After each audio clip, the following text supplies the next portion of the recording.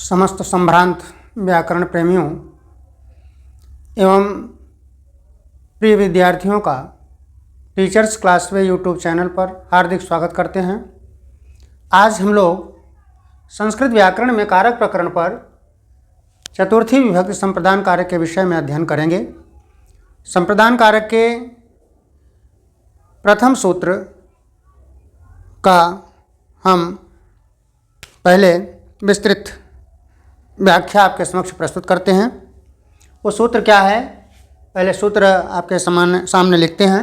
देखा जाए, कर्मणा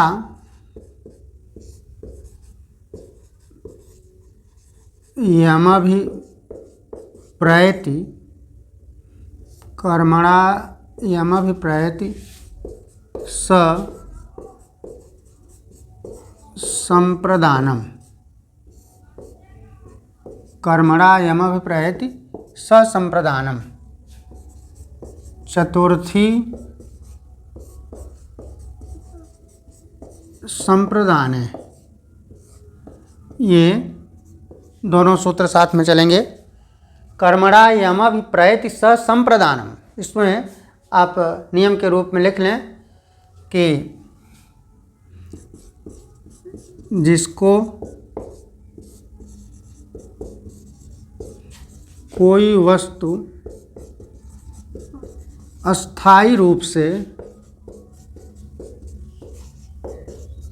दी जाती है,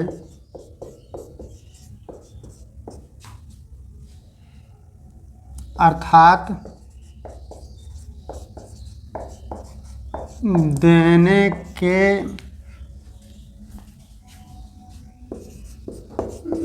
योग में संप्रदान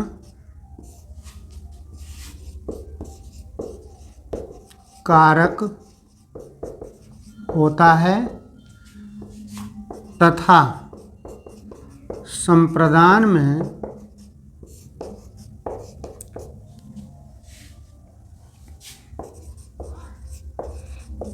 चतुर्थी विभक्ति लगती है।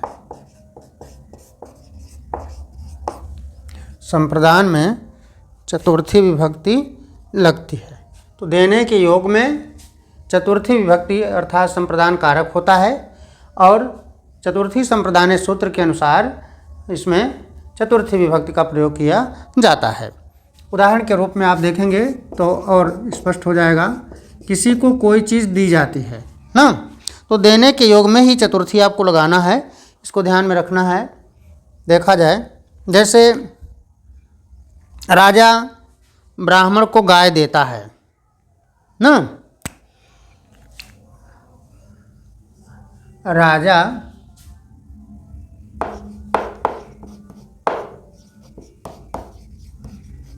ब्राह्मण को गाय देता है तो देने के योग में जिसको दिया जाता है, संकेत किया गया कि जिसको कोई वस्तु स्थायी रूप से दी जाती है फिर पुनः वापस नहीं ली जाती है। अस्थायी रूप से शब्द लिखने की आवश्यकता इसलिए पड़ रही है कि कोई चीज़ दे करके अगर पुनः वापस ले ली जाती है तब उसमें चतुर्थी न लग करके षष्ठी विभक्ति लग जाती है, इसलिए यहाँ पर अस्थायी रूप से शब्द देना आवश्यक हो गया। तो राजा ब्राह्मण को गाय देता है, ब्राह्मण को, ये आपका अनुवाद बन रहा है राजा विप्र, विप्र शब्द होता है विप्राय ना, धेनुम ददाति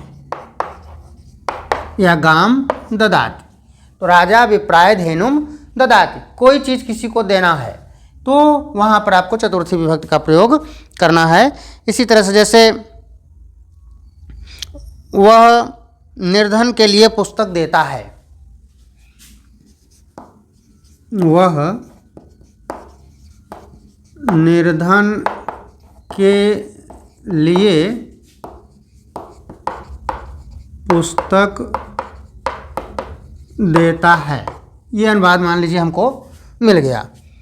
तो वह स हो गया, निर्धन के लिए तो निर्धनाय, बालकाय की तरह निर्धनाय शब्द बन गया ना, निर्धन के लिए ठीक, क्या देता है? पुस्तक। तो बन गया आपका पुस्तकम। और देने के योग में दा धातु है, इसका रूप आपने चलाया ददाति। स जो है प्रथम पुरुष एक वचन है, इसलिए क्रिया भी आपकी प्रथम पुरुष एक वचन की लग गई, लट लकार वर्तमान काल की। ये अनुवाद आपका देखिए स्पष्ट हो रहा है। ऐसे किसी को कोई चीज़ देने की स्थिति जब आए तो उसमें आप हमेशा ध्यान रखें कि आपको चतुर्थी विभक्ति का प्रयोग करना है। ये चीज़ हमेशा ध्यान रखा जाए। जैसे बालक पढ़ने के लिए विद्यालय जाता है, बालक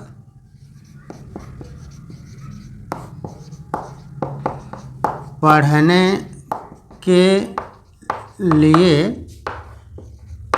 विद्यालय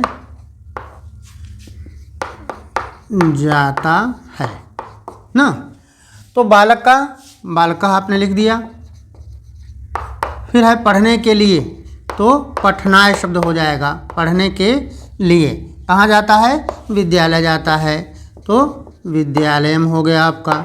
और जाता है गच्छति ना, पढ़ने के लिए। अब यहाँ पर किसी काम करने के लिए संकेत हो रहा है, तो इसलिए यहाँ पर भी चतुर्थी विभक्ति का प्रयोग आपने किया। तो कहने का भाव सीधे सीधे यही स्पष्ट हो रहा है कि कर्ता दान के कर्म या क्रिया के द्वारा जिसको संतुष्ट कर देता है, दान के कर्म के द्वारा या क्रिया के द्वारा जिसको संतुष्ट करता है, उसी में संप्रदान कारक होता है और संप्रदान कारक में चतुर्थी विभक्ति का प्रयोग किया जाता है। ये इन उदाहरणों के माध्यम से आप देख रहे हैं कि पूर्ण रूपेण आपका वाक्य स्पष्ट हो रहा है। जैसे और कोई उदाहरण आप देखना चाहें तो एक आध और देख लीजिए कि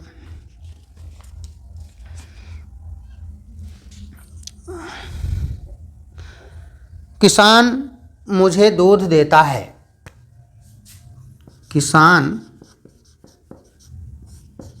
मुझे दूध देता है। अब मुझे यहाँ पर मुझे या मुझको ना, ये संकेत आपका है, तो किसान का हो जाएगा कृषकः।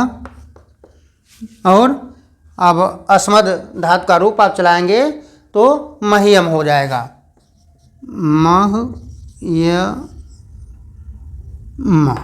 मह्यम। क्या देता है? दुग्धम, दुग्धम हो गया। उसके बाद ददात, किसान चूँकि एक वचन है, कृषकः मह्यम दुग्धम ददात, किसान मुझे दूध देता है।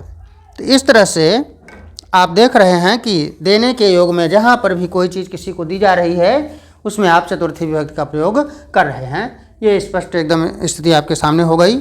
सूत्र भी आपने अच्छे ढंग से समझ लिया होगा। सूत्र में कोई असुविधा नहीं होनी चाहिए आपको, क्योंकि कर्मणा यमभिप्रैति स संप्रदानम ना, कर्मणा यमभिप्रैति माने कर्म की प्रधानता का यहाँ संकेत किया जा रहा है कि कर्ता जिस कर्म को किसी के द्वारा करके उसको संतुष्ट कर देता है, तो जिसको संतुष्ट करता है उसी में आपको संप्रदान कारक और चतुर्थी विभक्ति का प्रयोग करना है। जैसे ब्राह्मण को ना, ब्राह्मण को संतुष्ट कर रहा है यहाँ पर गाय दे करके, तो ब्राह्मण में आपने चतुर्थी विभक्ति का प्रयोग कर दिया। तो सीधे भाव जो दूसरे रूप में नियम का जो संकेत है वो है कि देने के योग में किसी को कोई वस्तु दी जा रही है तो देने के योग में आपको चतुर्थी विभक्ति का प्रयोग करना है। ये बात आपकी स्पष्ट हो गई। इसको आप संकेत कर लें, पूर्ण रूप में नोट कर लें। इसके बाद हम अगले सूत्र पर चलते हैं चतुर्थी विभक्ति के। ये संप्रदान कारक का प्रथम सूत्र है। संप्रदान संबंधित सूत्र ये आपका है, और संप्रदान में होता क्या है, ये चतुर्थी संप्रदान संकेत आपको कर रहा है। ठीक है, ये बात आपको स्पष्ट हो गई होगी। अब हम चलते हैं अगले सूत्र पर। देखा जाए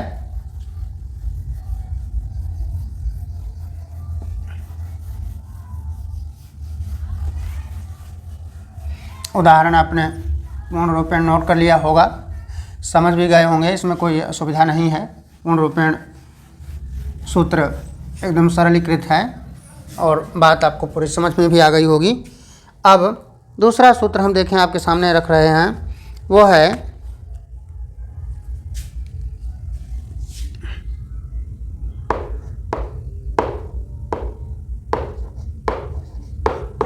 रुच्यर्थानां प्रीयमाणः।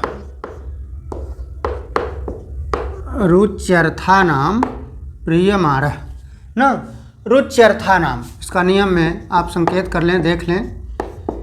रुच, ये रुच धातु है। रुच धातु माने अच्छा लगना न, अच्छा लगना। तो रुच धातु के योग में न, जिसको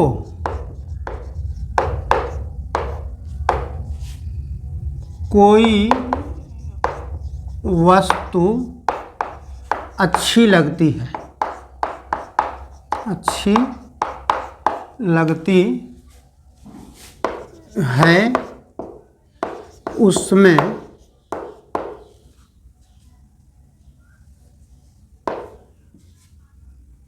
संप्रदान कारक, उसमें संप्रदान कारक चतुर्थी विभक्ति का प्रयोग होता है।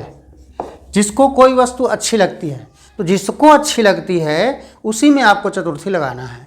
जो वस्तु अच्छी लगती है उसमें नहीं लगाना है, जिसको अच्छी लगती है उसमें आपको संप्रदान कारक करना है और उसी में चतुर्थी विभक्ति का प्रयोग करना है। अब उदाहरण के माध्यम से आप देखेंगे तो और क्लियर हो जाएगा, आपका स्पष्ट हो जाएगा। वो देखिए संकेत हम आपको कर रहे हैं। रुच धातु जो है वो अच्छे लगने के लिए रुच के भाव में है। तो देखें, जैसे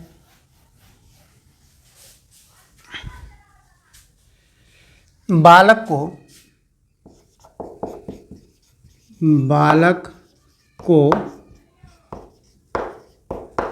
लड्डू अच्छा लगता है ना, अच्छा लगने के भाव में आप देख लें बालक को।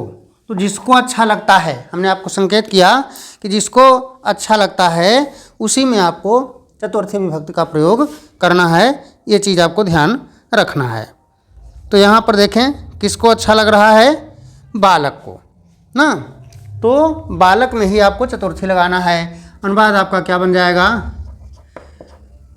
बाल काय, बाल काय, क्या आगे लिखा लड्डू मोदक, बालकाय मोदकम। और रुच धातु जो है उसका रूप आप चलाएंगे रोचते, बालकाय मोदकम रोचते, बालक को लड्डू अच्छा लगता है। तो किसी को कोई चीज़ अच्छी लगती है उसके योग में आपको चतुर्थी विभक्ति का प्रयोग करना है। जैसे हरि को भक्ति अच्छी लगती है, हरि को, ये हरि को भक्ति अच्छी लगती है ना। तो हरि को, जिसको अच्छी लगती है, तो यहाँ पर हरि में आपको चतुर्थी लगाना है। हरि का रूप चलाएंगे आप, हरि हरि हरे हरिम हरि हरिन हरिणा हरिभ्याम हरि भी हरे। तो यहाँ पर हो जाएगा हर, ये चतुर्थी हो गया। क्या, भक्तिम, भक्ति ना अच्छी लगती है, रोचते ना, हरे भक्तिम रोचते, हरि को भक्ति अच्छी लगती है। इसी तरह से पुत्र को दूध अच्छा लगता है, पुत्र को दूध अच्छा लगता है। ये अनुवाद आपको मिल गया। तो पुत्र में आपको चतुर्थी लगाना है, हो जाएगा सीधे पुत्राय ना, क्या अच्छा लगता है, दूध, दुग्धम। और इधर हो गया आपका रोचते, पुत्राय दुग्धम रोचते, पुत्र को दूध अच्छा लगता है। तो इस तरह से मुझे मिठाई अच्छी लगती है ना, मुझे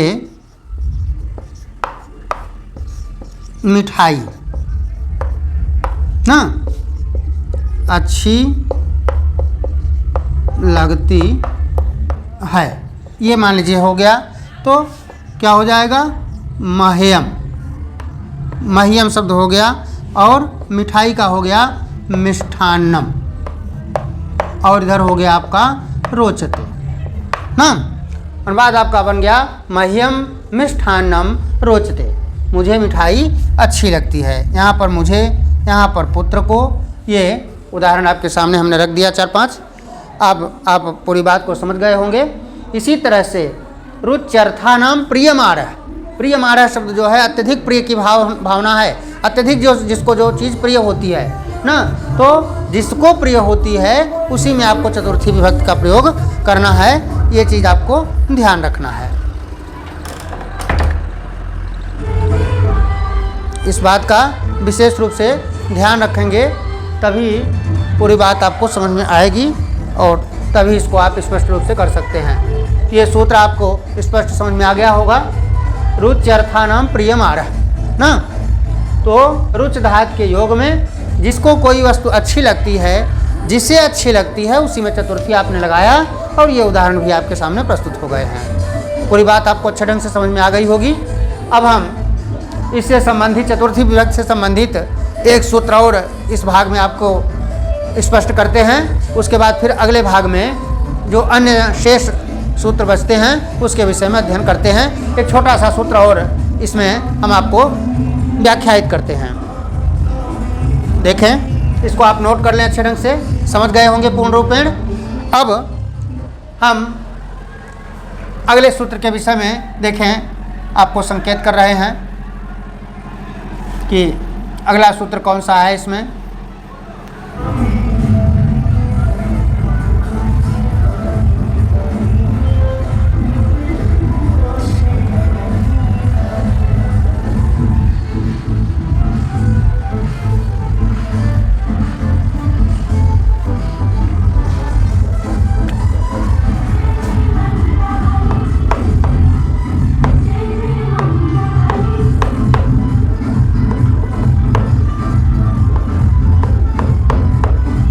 स्पृहे रिप्सितः, ये सूत्र है हमारा।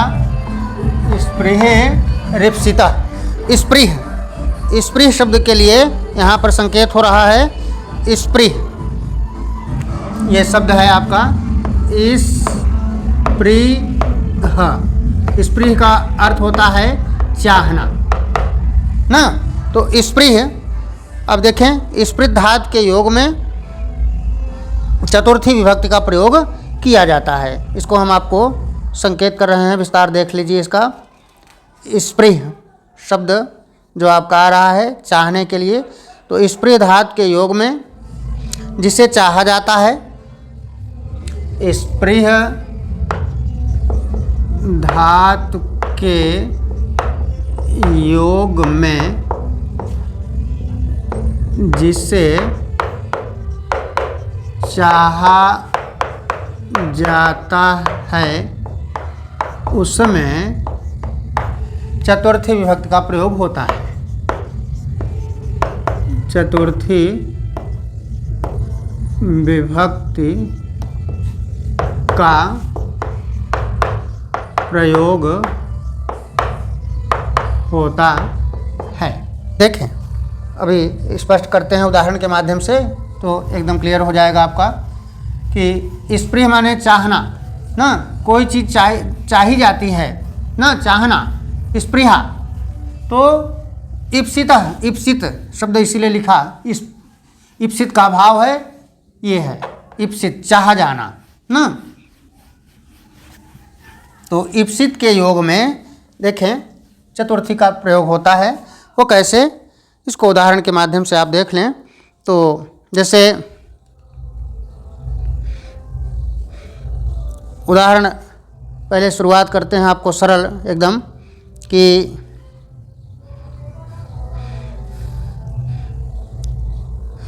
राम धन को चाहता है।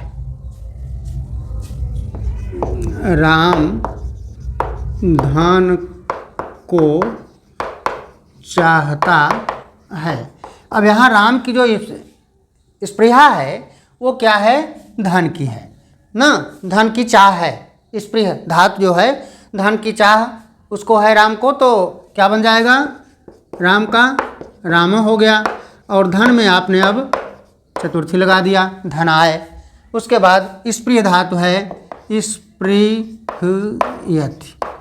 स्पृहयति, ये आपका अनुवाद बन गया, रामः धन आय स्पृहयति ना। स्पृहा शब्द के लिए संकेत आपका हो गया स्पृहयति।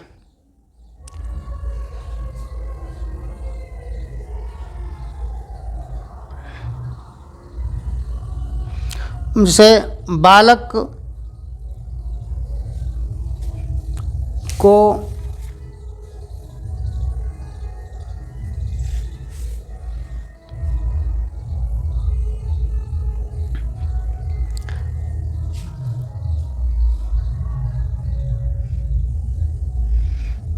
बालिकाएं फलों की चाह करती हैं, बालिकाएं फलों की चाह करती हैं, चाह करती हैं, यानी बालिकाओं को फलों की बहुत इच्छा होती है, अभिलाषा होती है ना, चाहती हैं। तो बालिकाएं ना फलों की। अब यहाँ पर देखें बालिका किस चीज़ की, फलों की। तो बालिका, बालिका चूँकि बहुवचन में है तो यहाँ पर हो जाएगा बालिका, ये हो गया बालिका फलों की। अब फल में आपको चतुर्थी लगाना है, बहुत से फलों की बात है, इसलिए हो जाएगा फलेभ्यः, फलेभ्यः ना।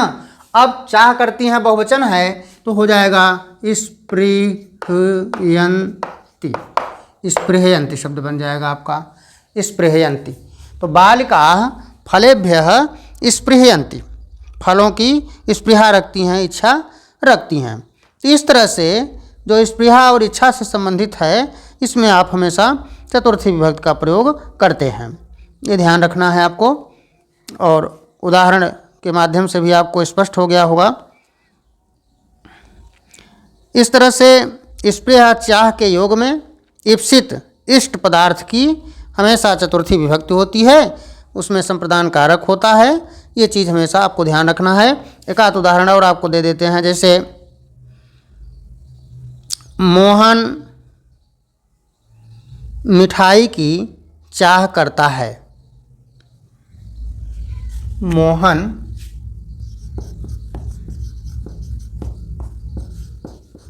मिठाई की चाह करता है ना। तो मिठाई की चाह ना किसको, मोहन को। तो इसी में अब आप अनुवाद के रूप में इसको देखें तो बन जाएगा आपका मोहन का मोहना हो गया। अब मिष्ठान शब्द होता है तो मिष्ठानाय, मिष्ठानाय ना, क्या करता है, चाह करता है। तो स्पृहयति, ये है स्पृहयति, स्पृहा करता है, चाह करता है ना। ये आपका स्पष्ट हो गया। अब हमें लगता है कि आपको अच्छे ढंग से पूरी बात समझ में आ गई है। ये 3 सूत्र हमने आपके सामने प्रस्तुत किया और इन तीनों सूत्रों की आप अच्छे ढंग से व्याख्या भी समझ गए होंगे। अब हम लोग अगले भाग में जो शेष बचे हुए सूत्र हैं उस पर अध्ययन करेंगे, उसकी व्याख्या आपके सामने प्रस्तुत करेंगे।